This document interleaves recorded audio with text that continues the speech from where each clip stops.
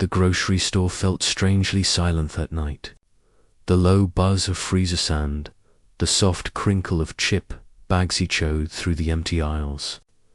Daniel, a single father in his mid-30s, moved slowly with his 8-year-old daughter, Lily, walking beside him. Life hadn't been kind since his wife passed away 3 years earlier. Every day since then, Daniel had been trying to fill 2 roles at once. Father and mother for the little girl Woe depended on him. They didn't have much money, but Daniel believed Lila needed something far more important: love, safety, someone who never left at the checkout counter. Daniel set her groceries on the moving belt: a box of cereal, milk, a loaf of bread, and a few apples. Nothing extra. He looked down at Lily, who clutched his cereal box tightly, as if it were something precious. Daniel smiled, but his focus shifted to the cashier. She looked young, maybe in her 20s, with heavy eyes and her hair pulled back neatly. Her hands trembled as she scanned each item, one slow beep at a time. She tried to hide it by pressing her hands against the counter, but it was clear she couldn't. Daniel saw it. Lily saw it too. After a moment, Daniel leaned forward and asked softly, "Are you okay? Your hands are shaking." The cashier froze. Her lip quivered, and she hesitated before looking up. In her eyes was something Daniel knew too well: fear tangled with shame. She swallowed hard and whispered, "I'm sorry. I didn't mean to. It's just, I haven't eaten since yesterday." Daniel froze. That was not the answer expected. He had assumed she might be cold, anxious, or simply new at the job, but her words landed heavy in his chest. Here stood a young woman working non-stop, serving customers hour after hour, and she hadn't eaten at all. Daniel lowered his voice and asked gently, "Why haven't you eaten?" Her eyes flicked nervously toward the back of the store, where a stern manager stood with arms crossed, watching everything. She leaned closer and whispered, almost afraid to speak, "I've been working double shifts. Rent is due, and I'm already behind. I can't afford food right now." Lily's eyes grew wide, and she tugged on her father's sleeve. "Daddy," she whispered, "she's hungry." Daniel felt his chest tighten.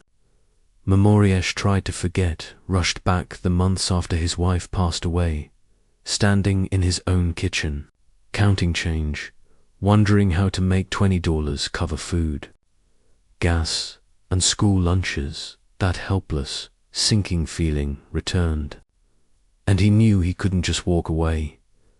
Daniel reached into his wallet and slid a folded $20 bill across the counter.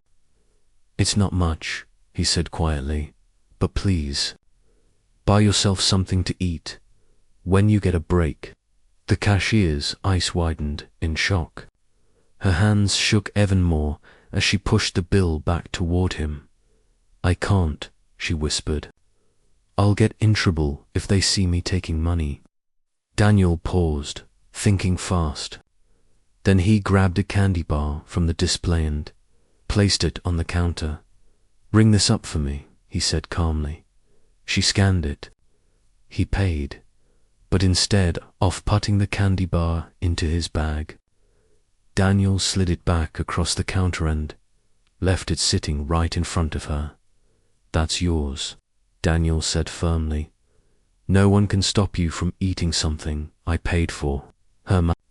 But no sound came out. Tears welled in her eyes as she held the candy bar with both hands, her voice breaking as she whispered, "Thank you. Thank you so much." That simple moment led to something more. Daniel gently asked her name. "Emily," she said. She was only 22, juggling college classes while trying to support her young, who had recently been diagnosed with a chronic illness. Their parents were no longer around, and Emily had become everything: a protector and hope. Daniel listened closely. The more she shared, the more respect he felt. She wasn't weak. She was incredibly stronger than most people. But even the strongest Pioplumatims need someone to truly see. Over the next few weeks, Daniel and Lily always chose Emily's checkout line. Some days they brought her a Zanwig, other days a warm cup of coffee. Lily gave her drawings filled with bright colors, writing, "Don't give up," across the top slowly. Emily's smile began to return, but life didn't suddenly get easier. Her manager was harsh and impatient. He scolded her for being slow, for losing focus, even when she was doing her best.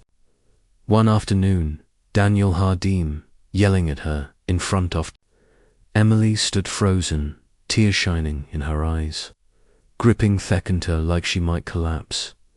Daniel stepped forward with a "That's enough," he said calmly but firmly. "You don't talk, Topopol, like that." The manager turned, his face tightening into a deep scowl. "This is none of your business, sir," the manager snapped. But Daniel didn't move an inch. "When you humiliate your employees in public," he said steadily, "it becomes everyone's business. She deserves respect. She deserves kindness. And if this is how you treat people who work hard every day, then shame on you." A few customers nearby nodded in quiet agreement. The manager glanced around, realizing all eyes were on him. He muttered something under his breath, then turned and stormed away. Emily stood, frozen, wiping tears from her face. After a moment, she whispered, "Why did you do that for me?" Daniel looked at her with calm sincerity. "Because you matter," he said. "And Becca's once, a long time ago, someone stood up for me when I couldn't stand up for myself." From that moment on, something changed inside Emily. She still worked the same job, but now she carried herself with quiet courage. Daniel helped her find a local food pantry and a community program that supported young adults in crisis. Step by step, Emily's life began to shift. Months later, she graduated from her.